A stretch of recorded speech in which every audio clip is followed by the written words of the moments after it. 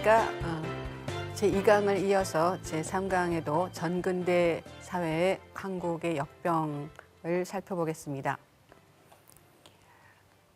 자, 그런데 재미있는 그 에피소드가 있는데 그 삼국사기에 보면은 662년도에 그 소정방이 그 평양성을 포위하고 있다가 고립되었습니다. 그래서 식량도 다 떨어지고 지금 김유신 군이 와서 식량을 전해주지 않으면 거의 그 전멸할 지경에 이르렀는데 그때 그 혹한을 뚫고 신라군이 소정방에게 전달한 것들이 기록에 남아 있습니다.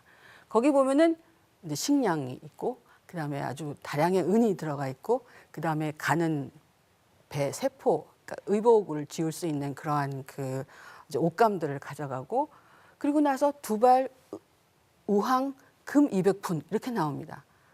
그래서 다른 거는 뭐 우항은 약재고요.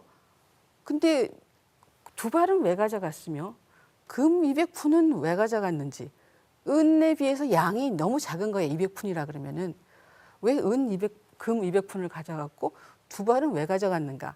지금까지 그 해석은 두발은 그 가발이다. 또는 뭐 두발로 그 옷에 넣어서 방한용으로 쓰려고 가져갔다.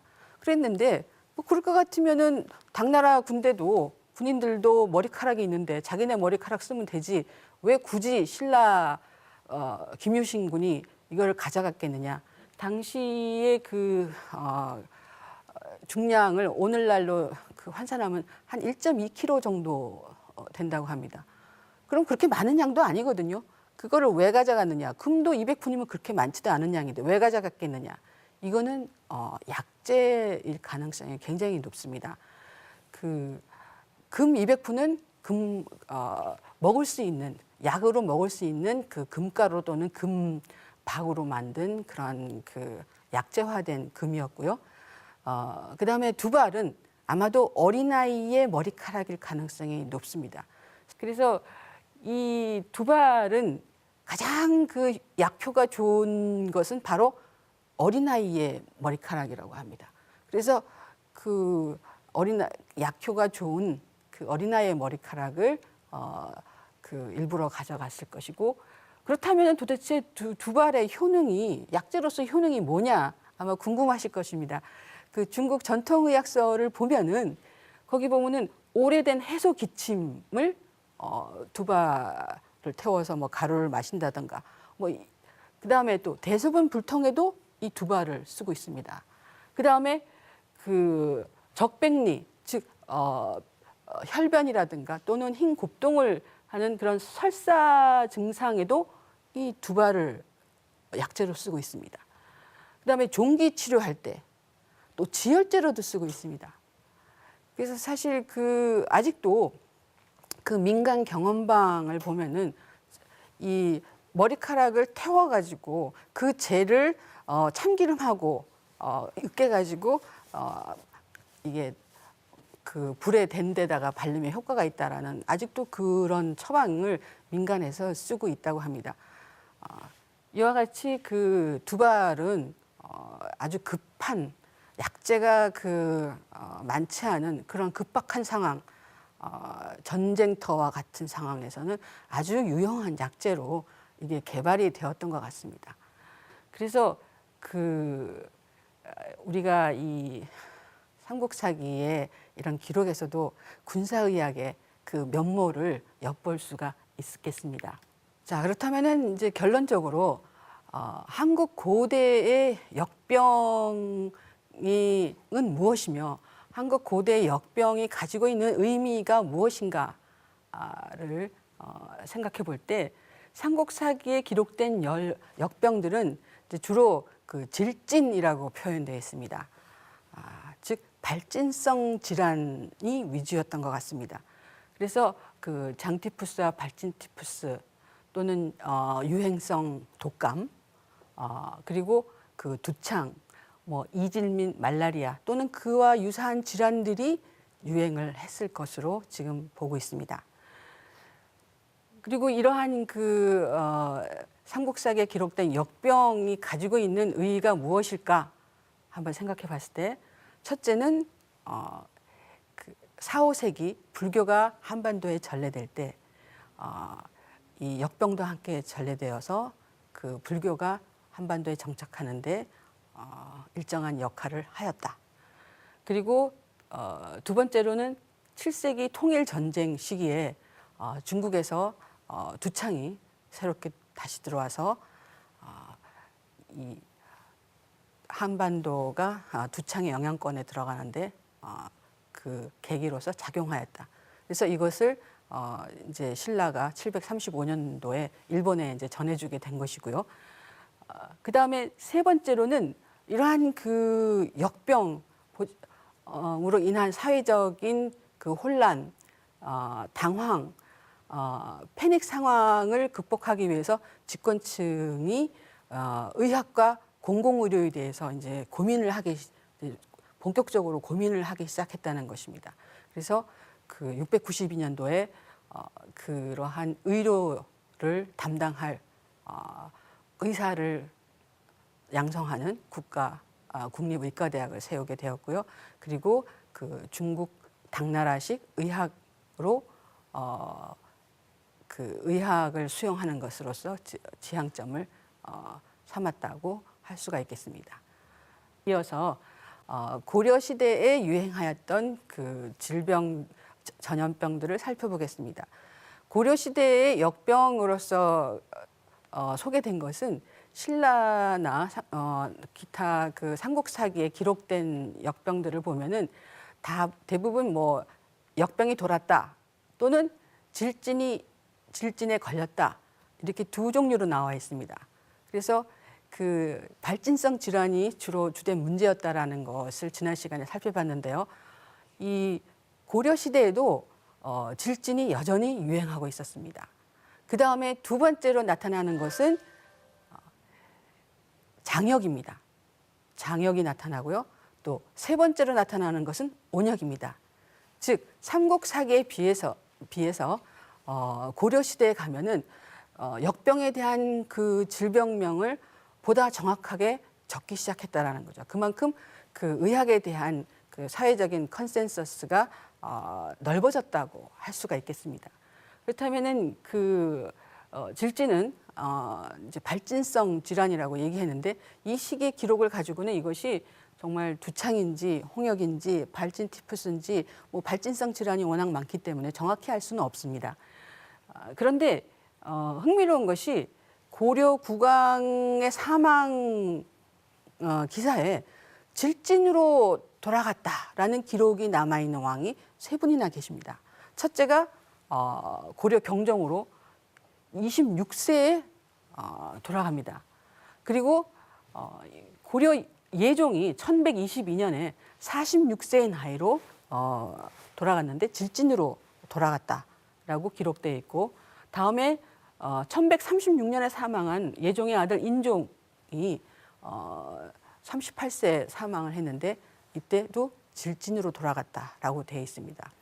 그렇다면은 이 질진이 전염병이라는 것을 어떻게 알 수 있는가?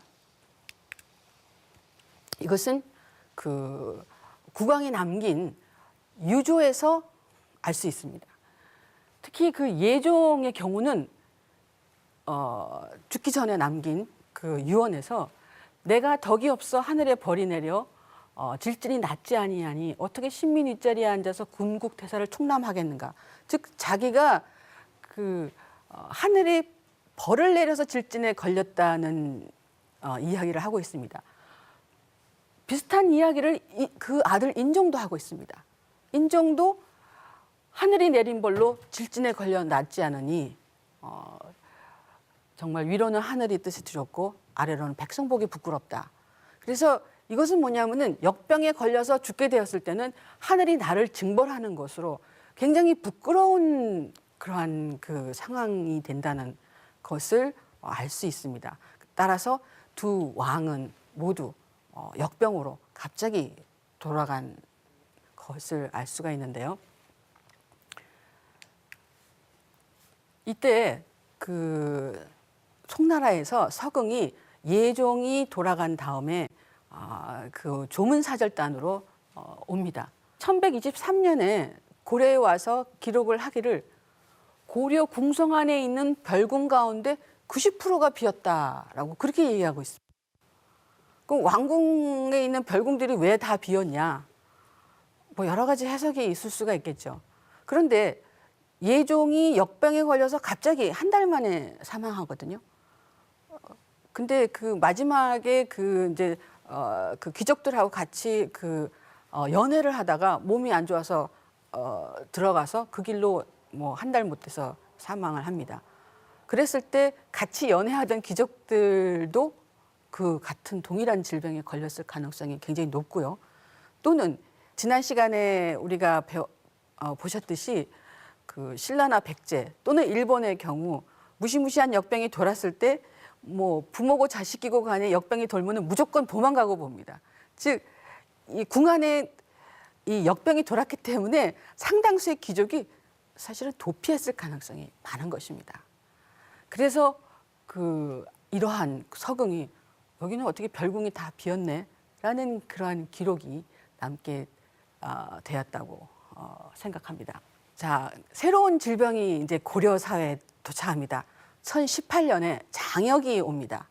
이 장역이라는 것은 그 중국 의학서에 따르면 중국 남쪽 지방의 봄과 가을에 그 아주 더운 무더운 지역이니까 산림 장기에서 그 산림에 있는 장기 그 썩은 기운이 독한 안개에게 감촉되어서 생기는 병으로 이제 주로 이제 그 고온 다습한 중국의 남방 지역에 있는 그 질병 역병으로 생각돼서 보통 뭐 장티푸스라든가 뭐 말라리아라든가 뭐 이러한 그 아열대성 그 질환을 이야기하는 걸로 이제 이해하고 있습니다. 그런데 이 장역이 아주 뚜렷하게 1018년 장역이 유행하였다라고 딱 그 고려사에 남아 있습니다. 고려사에 이렇게 그 역병명이 남아 있는 게 장역하고 온역하고 질진하고 이렇게 딱 세 가지입니다. 그랬을 때 장역은 새로운 거죠. 그런데 그 여름 4월에 개경에 장역이 유행했다 하는데 그 3월에 이미 경기 지방에 굶어 죽은 사람이 너무 많아서 길거리에 아사자가 뭐 서로 이렇게 베개를 할 정도로 그렇게 많았다. 해골이 막 썩어가 가지고 사천대에서 이 시체를 국가에서 거둬서 묻어줘야 됩니다라고 이제 논의를 하게 되는 거죠. 바로 이 자료가 그 정통성이라든가 왕권이 미약할 때 역병이 돌았다는 것을 굶어 죽었다라고 표현한다라고 제가 말씀을 드렸는데요. 바로 그 대표적인 자료라고 할 수가 있겠습니다. 현종은 사실 그 강조의 구테타로 해가지고 그 등극한 왕이거든요. 그러니까 어떻게 보면은 굉장히 당신은 왕권도 그렇게 강하지도 못했고 그 정통성에서도 굉장히 문제가 있는 왕이었습니다. 그래서 그 역병이 발생해서 그 정말 경기 지방에 수많은 사람들이 죽어가고 있는 상황을 이제 굶어 죽었다라고 이렇게 아화시켰을 가능성이 높다고 생각합니다. 그런데 이때 사실은 11월 달에 이제 거란이 쳐들어옵니다. 그 와중에도 12월에 현종은 그 전국 각지의 약점사, 약을 그 배부하는 약을 채집하고 약을 분배하는 약점사를 설치를 하고 있습니다. 또한 그 장역에 대한 처방을 가지고 있는 그 태평 성해방이라는 그 의학서를 중국에서 받아가지고 옵니다. 자, 그렇다면은 이 장역이 어디에서 왔을까라고 했을 때 그 중국의 상황을 보면은 1010년에 감숙에 있는 그 서량부라는 그러한 소수민족 그 지역에 이 장역이 발생을 합니다. 그러니까 송나라 진종이 태평성해방을 보냅니다. 그다음에 1015년에 감숙성 옆에 있는 사천 지역을 이제 공격을 합니다. 그래서 여기에서 아주 대거 사망자가 많이 또 발생을 합니다. 그리고 나서 동일한 질병명이 1018년 고려에서 발견이 되는 것입니다.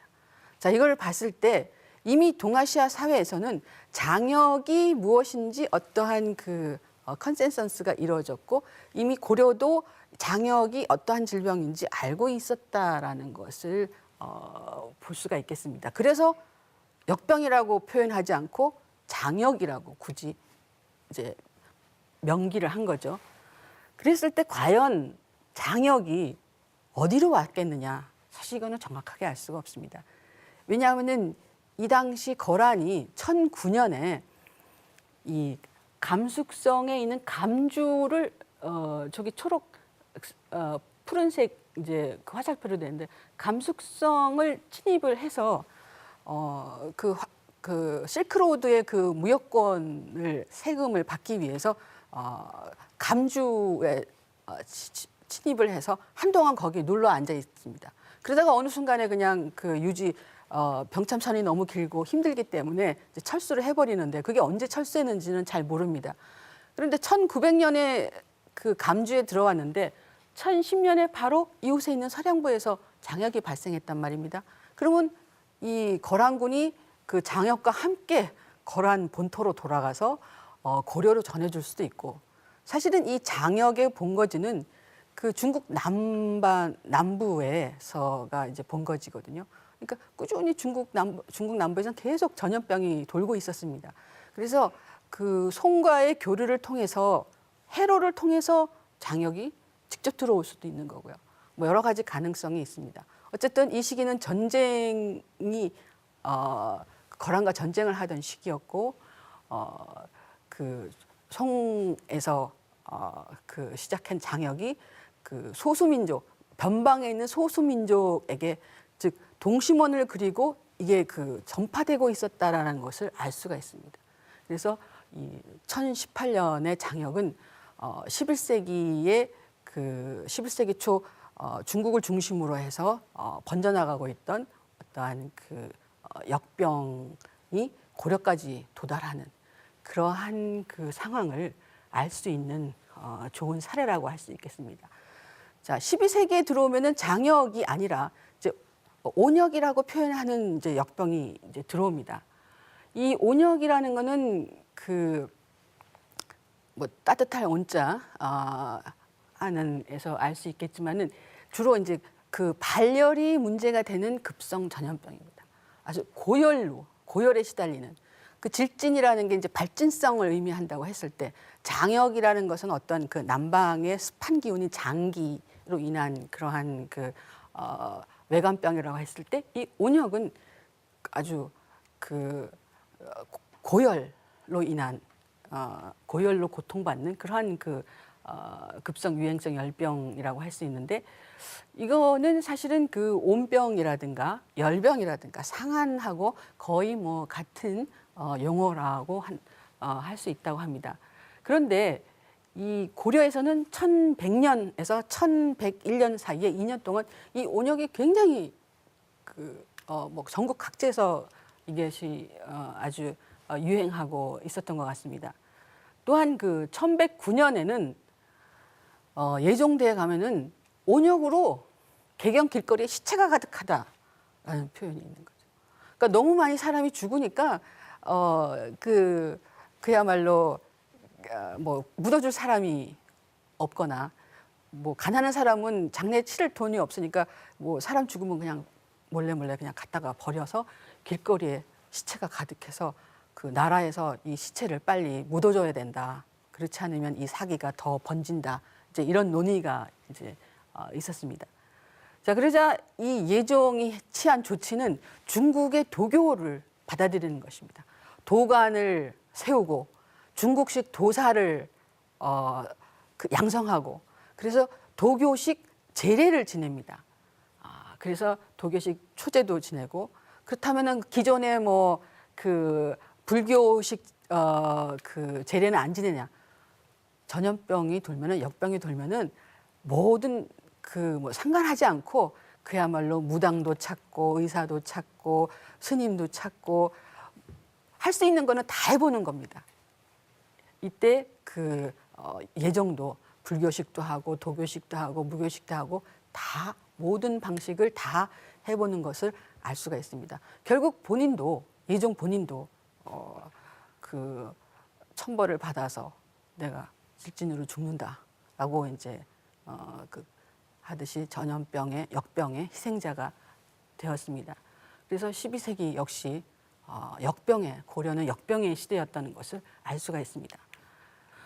조선시대 역병은 어땠을까? 지금 이제 우리가 그 고려 500년을 굉장히 막 거칠게 확 넘어왔는데 조선시대 역병은 어땠을까? 그러면 조선시대는 자료가 굉장히 많이 있습니다. 왜냐하면은 고려시대는 지금 남아있는 게 고려사 전료, 고려사 이제 국가에서 편찬한 건 2가지고 나머지 이제 문집이 좀 있고요. 개인 문집들이 있고 뭐 이제 중국에서 펴낸 그 뭐 선화봉사 고려 도경 같은 그런 자료들이 있지만 뭐 어쨌든 그 요약본들만 남아 있는 거거든요, 사실은요. 그런데 조선은 실록이 남아 있습니다. 매 왕의 일기처럼 몇 월 며칠 몇 시에 뭐 하고 이런 것들이 쫙 있기 때문에 사실은 너무너무 자료가 많이 있습니다. 그래도 그 이제 연구자들이 이거를 한번 그 전국적인 그런 그 전염병을 한번 계산해 봤더니 대략 3년에 한 번꼴로 굉장히 잦은 거죠, 그죠? 3년에 한 번꼴로 전염병이 발생을 했더라. 그런데 이것이 사실은 뭐 전국이 다 전염병이 돌았다라는 게보다도 어느 특정한 지역에 있었던 것을 이제 한 번씩 뭐 평안도 지역, 함경도 지역 뭐 이런 식의 이런 지역의 지역적 발병도 이제 넣어서 3년에 한 번꼴로 발병한 것으로 계산하고 있습니다. 그래서 1592년은 바로 임진왜란이 그 발발한 해입니다.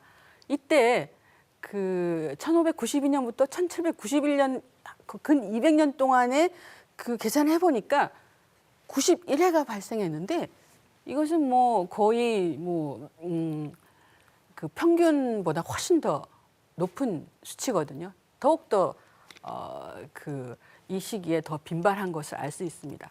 그렇다면 왜 이 시기에 이렇게 전염병이 많이 빈발을 했을까?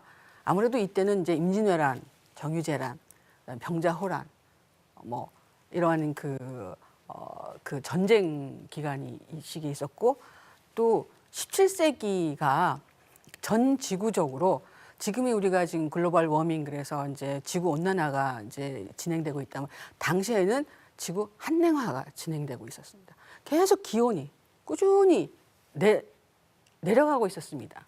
그래서 너무너무 추워서 여름에 정말 눈이 오고 뭐 이런 기상 이변이 그 속출한 때이기도 합니다. 이것이 그 조선에만 해당하는 것이 아니고 전 지구적인 현상이었습니다. 또한 그 임진왜란 이후에는 여러분이 국사 시간에 배우셨는지 모르겠지만 이때는 이 임진왜란 이후에 농민들이 열심히 그 얼마 남지 않은 그 땅에다가 경작을 해가지고 상품 그 작물을 심습니다. 즉 외래에서 들어온 그 뭐 고구마나 감자 또 대표적인 것이 이제 인삼 그다음에 담배 뭐 이런 것을 심어가지고 장에다 내다 팔아서 그걸로 이제 그 부자 농민이 이제 출연하는 그러한 그 시기인데 이때 전국 각지에 이제 시장이 발달하게 됩니다. 그래서 오늘날 뭐 7일장, 5일장 하는 것들이 이제 이때부터 굉장히 본격적으로 활성화되기 시작을 하는데요. 그러면서 또한 그 한양으로 또 중요 거점 도시로 사람들이 이제 모이게 됩니다. 그래서 대도시가 이제 발달하게 되고 인구가 더욱더 밀집되게 되는 그런 현상이 나타납니다. 자, 이러한 그 요건들이 서로 이렇게 잘 조합이 돼서 이처럼 이제 역병이 빈발하는 이제 시기가 된 것입니다. 그런데 이거는 지금까지 거는 아무것도 아니었어요. 이 1807년부터 1835년까지 28년간 100만 명이 인구가 감소합니다. 물론 이제 호적에서 뭐 빠진 사람도 있겠지만 이 사람들이 그 사망했다고 만약에 친다면은 호구 조사에서 빠져서 전근대 사회의 그 호구 조사는 사실 그렇게 뭐 오늘날처럼 뭐 아주 정확하지는 않습니다. 그래도 어쨌든 상당한 그 인구 손실이 있었습니다. 왜 그랬을까? 바로 새로운 역병이 들어왔습니다. 이 조선시대 역병은 사실은 그 이제 바이러스가 뭐 그야말로 뭐 발전해가지고 계속 그 인간을 괴롭히듯이 인간도 바이러스에 대항해가지고 계속적으로 응전을 하고 있었습니다. 즉 의학적인 그 조치들이 발달하기 시작을 하죠.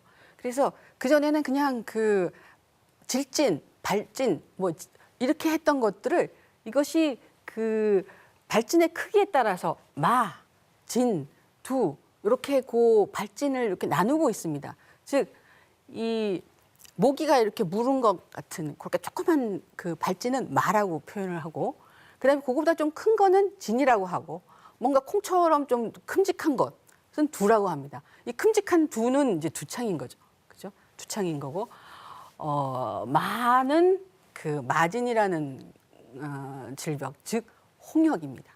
그러니까 이 조선시대에 와서는 홍역과 두창을 구별이 되고요.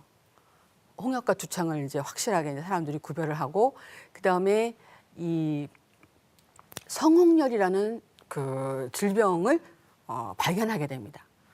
자, 그래서 이 당시에 돌림병의 이름들이 많이 나오는데요. 마지는 이제 홍역을, 오늘날의 홍역을 얘기하고요. 두창은 천연두입니다. 또한 그 당독역이라고 하는 이제 질병, 새로운 질병이 나타나는데 이거는 성홍열입니다. 오늘날에. 그리고 이 이제 우리가 연병이라고 부르는 것은 장티푸스라든가 이질 해가지고 이제 그 주로 수인성 질환을 이야기하고요.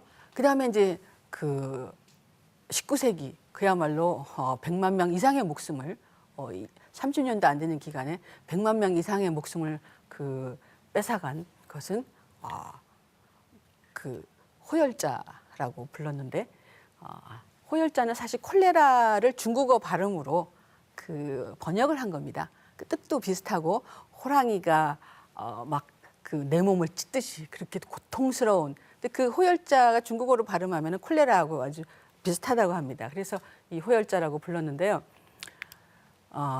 여기에 대해서 사실 그 뭐 신라 때라든가 그 고려 시대에는 이러한 그 특정한 질병이 돌면은 그냥 그야말로 한 장짜리로 해가지고 적어가지고 길거리에 방을 붙이고 뭐 이렇게 그 지방 정부에 전해주고 이런 식으로 했는데, 이제 그 조선 시대에 가면은 이제 그 인쇄술의 발달과 또 그 제지 기술의 발달로 인해서 그 이제 의서들을 간행을 합니다. 그래서 특정 질병이 돌면은 그 질병에 대한 정보들을 책으로 간행해가지고 전국 각지에 보냅니다. 그래서 그 지방에서 수령들이 제때제때 대응을 할 수 있도록 그래서 정보를 빨리 그 역병에 대한 정보를 어떻게 대처할 것인지를 갖다가 이제 알려주는 그러한 맞춤식 의학서들을 간단한 의학서죠. 를 이제 간행해서 나눠주게 됩니다. 그래서 사실은 그 아녀자들이 이것을 이해하는 게 굉장히 중요했거든요. 그래서 사실은 이러한 그 언해의 본들은 사대부 가의 그 부인들, 아녀자들을 위해서 만들어진 것이라고 할 수 있겠습니다. 또한 그 시종을 듣는 사람들. 그래서 그들이 이 질병을 잘 이해해서 어떻게 대처할 것인지를 갖다가 이제 알리기 위해서 이런 그 언해본까지 만드는 거죠. 사실은 이러한 그 뭐 두창의 원인이 이미 그 태내에 있을 때 독을 그 아기가 먹고 있다가 바깥에 나와서 외부의 사기와 만났을 때, 그랬을 때 이제 두창이 발병을 한다라고 이제 그렇게 하는데, 이러한 그 학설은 이미 그 중국에서 만들어진 학설들입니다. 그래서 중국에 있는 학설들 굉장히 여러 가지 처방들이 있는데 우리나라에서 효과를 봤다고 검증된 것들, 즉 그 토착화된 것들, 토착화시킨 거죠. 그래서 그를 정리를 효과를 본 것들로만 이제 그 요약 정리를 한 것입니다. 또한 그 광해군 5년에 1613년에 새로운 전염병이 유행을 합니다. 그러니까 기존에 보지 못하던 거니까 그때 그 민간에서는 뭐라고 불렀냐면은 당도격이라고 불렀습니다. 이게 당이라는 거는 그러니까 그 당나라 군사 뭐 당 그러면은 아주 못됐고 세고 뭐 이렇게 나쁜 거에는 그 당을 그 붙였습니다. 그래서 이 역병은 역병인데 아주 아주 못된 당나라 독 같은 그러한 역병이다 해서 이제 만들었는데 허준이 맨 서문에 그렇게 썼어요. 보면은 내가 의서를 찾아봐도 당도격이라는 말은 없다. 이거는 우리나라 민간에서 만들어내서 지어서 만드는 얘기다. 이제 그런 얘기를 하면서 이것이 그 당도격이 무엇인지에 관해서 이렇게 여러 의서를 찾아서 본인의 경험을 해서 쓴 건데 사실은 이게 그 세계 최초의 성홍열 전문서라고 할 수 있다고 합니다. 이게 성홍열 당도격이 이제 성홍열이었는데 당시에 그 증상을 자세히 설명하고 여기에는 어떤 처방을 쓰고 어떻게 해야 되고 뭐 하면서 그 성홍열에 대한 본격적인 전문 최초의 그 단일 질병에 대한 전문 의사라고 할 수 있다고 합니다. 그래서 여기에서 그 허준이 이 발진의 크기에 따라서 이거를 이제 그 질병을 나누고 있는데요. 아까 말씀드린 것처럼 그 두는 가장 큰 발진. 그리고 이거는 뭐 진행 과정이 분명하다. 근데 반 같은 경우는 이게 물벼룩이 무른 듯 아주 작은 발진으로 유색 딱지가 있지만 이게 시간이 지나면 저절로 없어진다는 거예요. 그다음에 진 같은 경우는 이게 좁쌀 크기로 뭐 났다가 없어졌다가 이제 그런 특징이 있다. 그러면서 그 발진성 질환도 발진 티푸스, 그다음에 홍역, 두창 이런 식으로 성홍열하고 이렇게 다 구별을 하고 있습니다. 이러한 거는 분명히 고려 시대에 비해서 굉장히 발전된 그러한 그 의학적인 대응이고요. 그런데 이 시기에 18세기에는 전염병도 많이 돌았지만 그 중에 하나는 유럽의 대도시처럼 이 한양도 굉장히 불결했다라는 거예요. 그래서 그 박제가의 북학위를 보면은 결국은 뭐냐면은 그 인구가 밀집되다 보면은 결국은 그 상수도, 하수도 그리고 이 화장실 문제를 어떻게 처리하는가 이게 굉장히 중요한 문제인데 거기에 대한 것이 잘 안 됐다라는 거죠.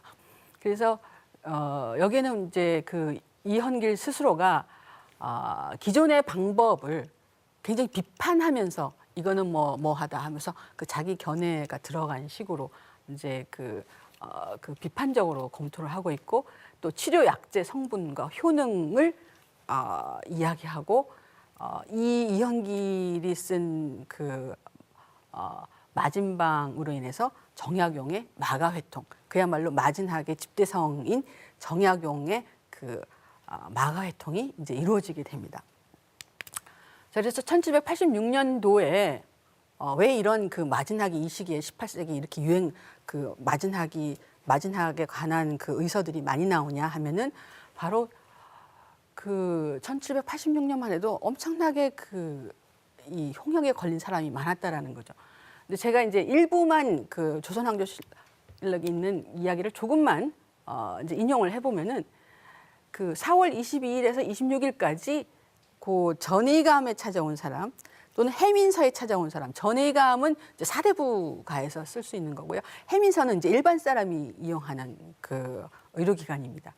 그런데 그 문진항 119건 가운데 남자 성인은 11명, 남자 아이는 76명, 여자 성인은 13명, 여자 아이는 39명이었는데 뭐 약방문은 몇 장 써주고 직접 약을 준 것은 224첩이고 그 중에서 안신하는 뭐 이렇게 주고 그다음에 이제 그 와서 환자가 와서 문진한 것도 있지만 너무 아파서 못 올 경우에는 이제 왕진도 갔습니다. 그랬을 때 뭐 몇 명을 했다라고 이제 그 다 기록을 했습니다. 날짜별로 했는데 이게 이제 감흥 7월 달까지 계속 이 환자가 엄청나게 늘어가고 있습니다. 그래서 이거를 분석을 해보면은 잘 보시면 알겠지만은 이게 성인보다는 아이들 환자가 절대적입니다. 그리고 여자아이에 비해서 남자아이가 상당히 그 뭐 2배나 뭐 이렇게 많습니다. 그 이야기는 뭐냐면은 여자아이는 아파도 사실은 뭐 같이 아팠어도 남자아이를 위주로 치료했다라고 봐야 할 겁니다. 자, 이렇게 마진과 싸우고 있는데 19세기에 와서는 또 새로운 역병이 또 옵니다. 이거는 정말 무시무시한 역병이었습니다. 우리는 이제 지금 그것이 콜레라라는 것을 알고 있지만 당시 사람들은 도대체 이거는 듣도 보도 못한 이 질병은 무엇인가? 그래서 이것을 괴질 또는 윤질, 윤행괴질 뭐 이런 식으로 뭐 그 무시무시한 알 수 없는 그러한 그 공포스러운 질병 역병이다라는 이름을 붙였습니다. 근데 이때의 그 콜레라 발생을 갖다가 이제 정리한 기록을 보면은 처음에 콜레라는 1817년 인도 서북부 캘커타 지역에서 발생했다고 합니다.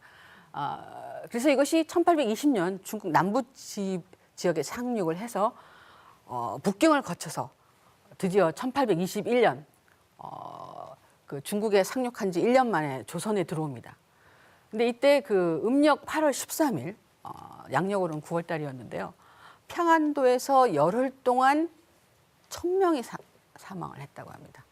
그래서 그 전국적으로 확산이 됐는데 이때가 이제 그 전 세계적으로 그 콜레라가 총 그 19세기 말까지 5번에 걸쳐서 대유행을 합니다. 그래서 이게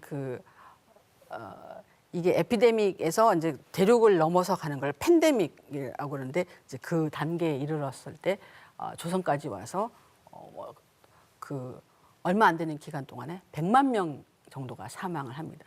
그리고 조선을 거쳐서 이제 1822년 일본의 나가사키에도 이제 드디어 콜레라가 발병을 하게 됩니다. 그래서 그 왕조실록에는 괴질, 윤질 뭐 이렇게 기록이 돼 있는데 한의사들은 이것을 일단은 뭐 토사광난을 하고 그 고열로 사망하고 하기 때문에 이거를 서습광난, 윤증광난 이렇게 이제 처음에 병명을 붙였습니다. 그러다가 그 1895년도에 콜레라라는 그러한 것을 이제 발견이 되면서 이거를 그 중국문과 비슷한 호열자라는 병명을 얻게 되고 그래서 이것을 1895년도에 호열자 병 소독 규칙이라는 그러한 그 규칙을 제정합니다.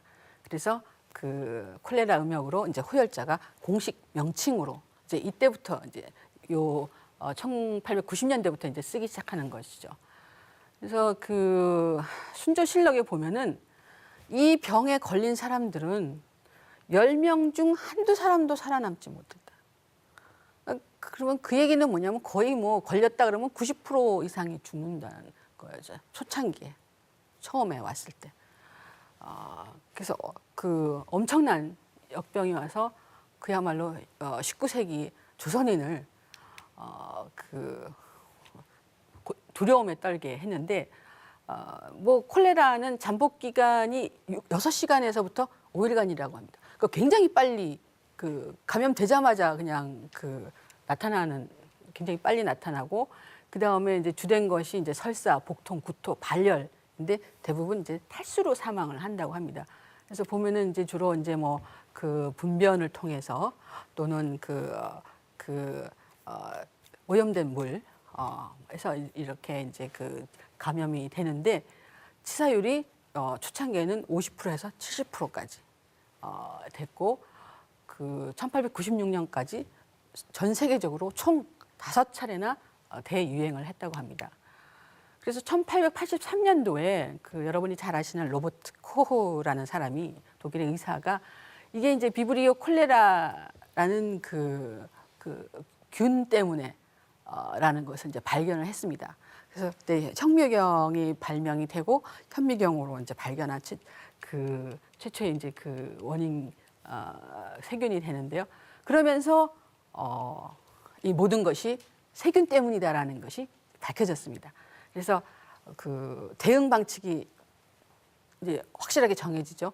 왜냐면 물로 이제 그 통해서 감염이 되니까 상수도를 염소 소독을 해야 된다. 그리고 이거에 대한 그 백신을 만들기 이제 시작을 하는 거죠.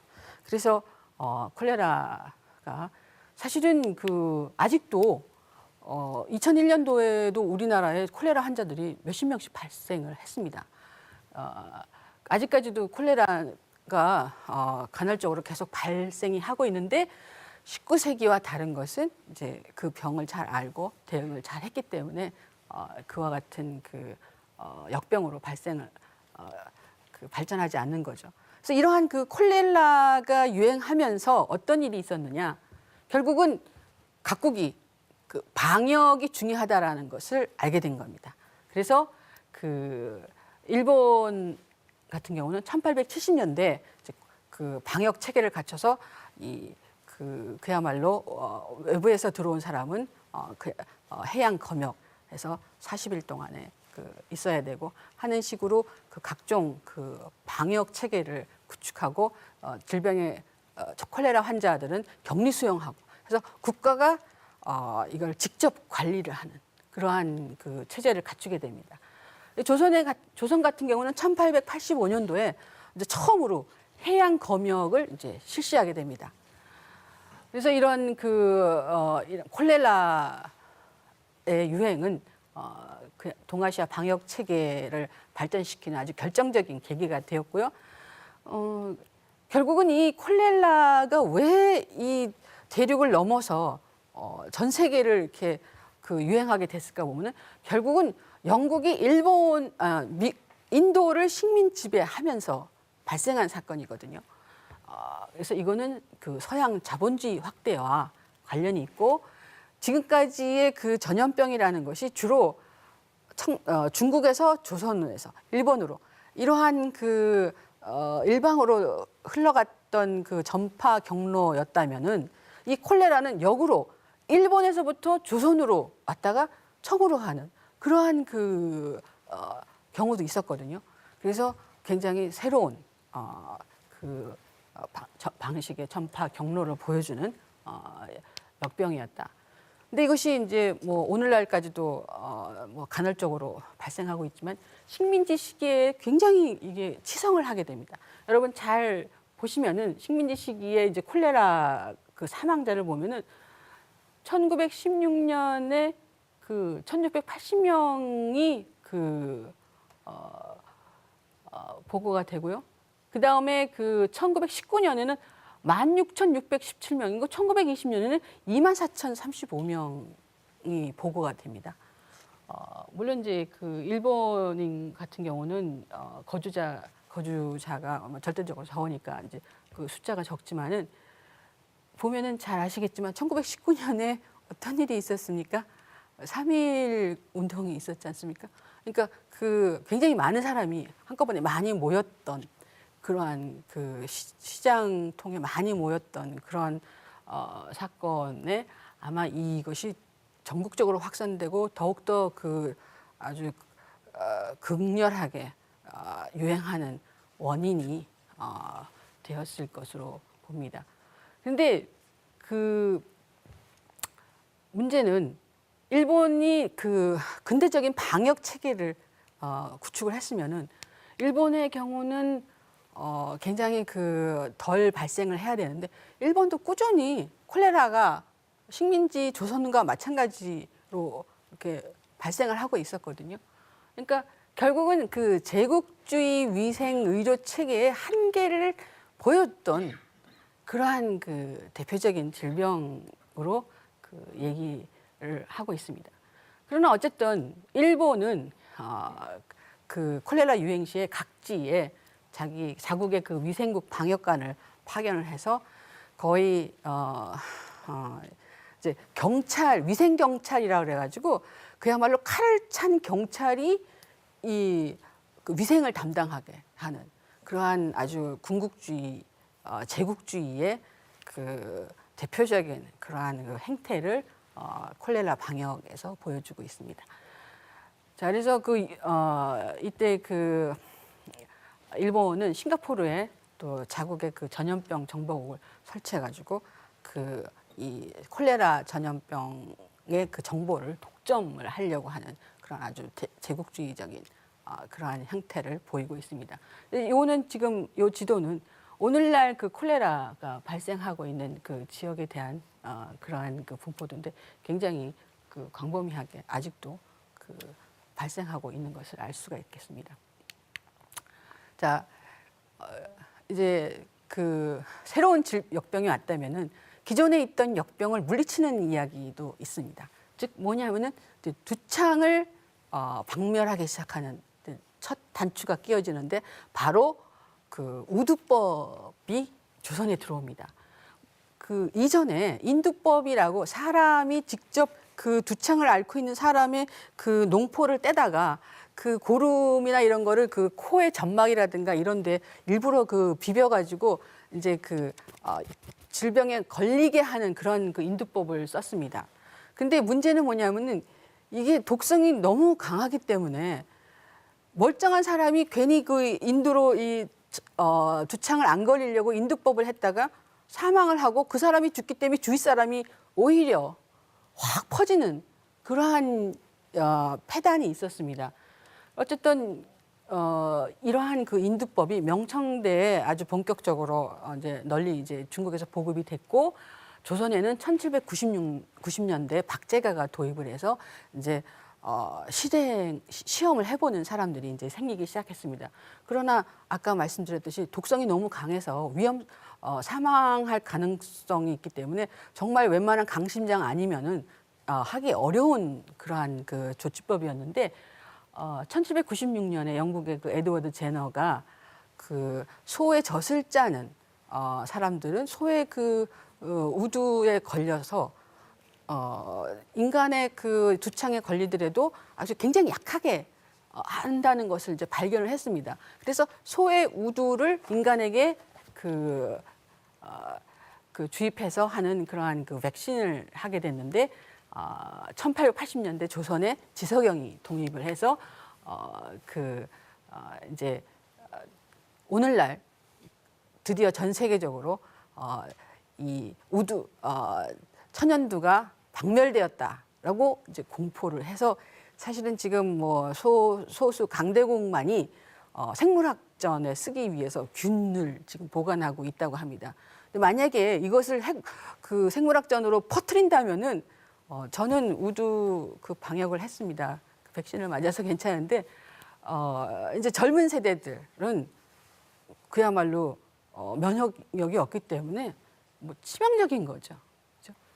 그렇죠? 하여튼 최초로 인류가 역병에 맞서서 그거를 박멸시킨 최초의 전염병입니다. 그 이후로 많은 근대 의학이 개가를 올려서 사실은 이제 뭐 질병에서 해방되었다라고 막 그렇게 환호하는 순간에 우리의 그 앞에 나타난 것이 바로 그 여러분이 잘 아시는 에이즈입니다. 에이즈 또한 바이러스인데 이것이 그 침팬지 아프리카의 침팬지를 통해서 걸려서 이것이 전 세계적으로 확산돼 가지고 정말 수많은 사람들이 원인도 모르게 왜 죽는지도 모르게 그렇게 많이 사망을 했고 드디어 이제 그 여러 가지 치료법이 개발되어서 뭐 약만 잘 먹으면 25년씩 생존한다고 합니다 지금. 그런데 또 새로운 질병이 또 나타났습니다. 바로 뭐냐면은 그 호흡기 증후군이라고 하는 그 사스라는 것이 있어서 뭐 전 세계적으로 뭐 굉장한 패닉을 일으켰고요. 그 한국도 방역한다고 그때 난리를 쳤었는데 그 뭐 공식적으로는 안 들어왔다라고 얘기를 합니다. 그 다음에 이제 몇 년 전에 했던 그 스와인 플루 그야말로 그 신종 플루에서 사실 그 보건사회부의 통계를 보면은 그때 그 사망자는 50여 명에 불과합니다. 그런데 그때 그 한국 사회가 그 나타냈던 그 히스테리컬한 그야말로 공포에 찼던 그 대응 사회적인 분위기를 생각해 보면은 우리가 그 현대 의학에 뛰어난 기술로 상당한 개가를 올렸다고 하지만 끊임없이 새로운 역병들이 그 인간을 역습하기 위해서 준비하고 있다는 생각이 듭니다. 감사합니다.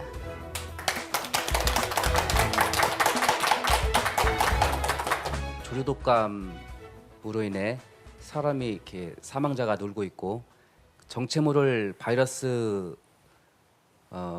인한 그 드라마나 영화가 부쩍 최근에 늘고 있습니다. 앞으로 그 조류독감이나 사스 같은 큰 질병이 더 발생할 거라고 봅니다. 이 시점에서 저희가 어떻게 이 시점에서 어떻게 생각을 해야 할지 말씀 좀 내려주셨으면 합니다. 우리가 역사를 공부하는 과거를 왜 공부해야 되냐면은 오늘날 왜 이런 현상이 나타나는가 하는 것은 사실 과거에 수많은 인간이 잘못했던 것들이 있거든요. 그거를 통해서 과거의 분석을 통해서 오늘날에 이런 것도 이러한 원인이겠구나 하고 짐작할 수 있고, 그렇다면 앞으로 우리가 어떻게 해야 되겠구나라는 그런 전망을 할 수가 있는 겁니다. 지금까지 뭐 동양, 서양, 한국 사례에서 역병의 역사를 봐서 아셨겠지만은 사실은 이게 인간이 자연을 거슬렀기 때문에 자연을 거슬러서 나타나는 그러한 것들이 많습니다. 조류 인플루엔자 같은 경우도 사실은 가금류들을 공장식으로 아주 촘촘하게 밀집해서 키우기 때문에 그러한 현상이 병든 닭들이 많이 나타나고, 돼지 독감 같은 경우도 뭐 신종플루 같은 경우도 사실은 돼지 농장에서 정말 제 정신으로는 살 수 없는 돼지들이 대부분 거기 있다 그러더라고요. 움직이지도 못하게 해가지고 그런 농장식 사육 방법, 이런 것들 때문에 이제 쉽게 이종의 역병이 인간에게 넘어오는 것이거든요. 그래서 앞으로 지금 이제 계속 그런 산업화된 동물 양육 방식 때문에, 공장식 사육 방식 때문에 일어나는 질병들이 최근 들어서 많이 나타나고 있습니다. 그래서 이러한 것들을 이제 더 이상 더 방치하지 않고 좀 더 개선된 방향으로 나간다면은 좀 나아지지 않을까 이렇게 생각을 합니다. 그러나 어쨌든 지금 자본주의 체제 하에서는 그러한 최대의 이윤을 위해서 행하는 것들인데, 인간의 모습을 한 자본주의가 되면은 좀 낫지 않을까 생각도 해보고요. 그러나 뭐 과거 역사에서 보듯이 인간이 열심히 노력을 해도 결국은 새로운 신종 바이러스는 늘 인간에게 역습할 준비를 하고 있었다는 거. 그래서 거기에 대한 인간이 꾸준히 과거 선조처럼 대응하고 또 개선하고 이렇게 나가야 되지 않을까라고 생각을 하고 있습니다. 인류의 역사는 전혀 생각지 못한 사건으로 인해 새로운 문명으로 들어가는 것 같습니다. 그중 가장 무서운 것이 환경의 변화에 따라 인류사에 주기적으로 나타난 병란이 아닌가 합니다. 하루하루 바쁜 일상을 살아가면 우리를 둘러싼 자연 환경과 문명의 커다란 변화에 대해 무관심해지기 쉽습니다. 증산 상제님은 천하대세의 어두운 자에게는 천하의 죽을 기운밖에 없느니라 는 말씀도 하셨습니다. 늘 천지대세에 깨어 있어야겠습니다. 한문화 중심 채널 상생방송이 마련한 현대 문명의 대전환, 다음 시간에 찾아뵙겠습니다. 고맙습니다.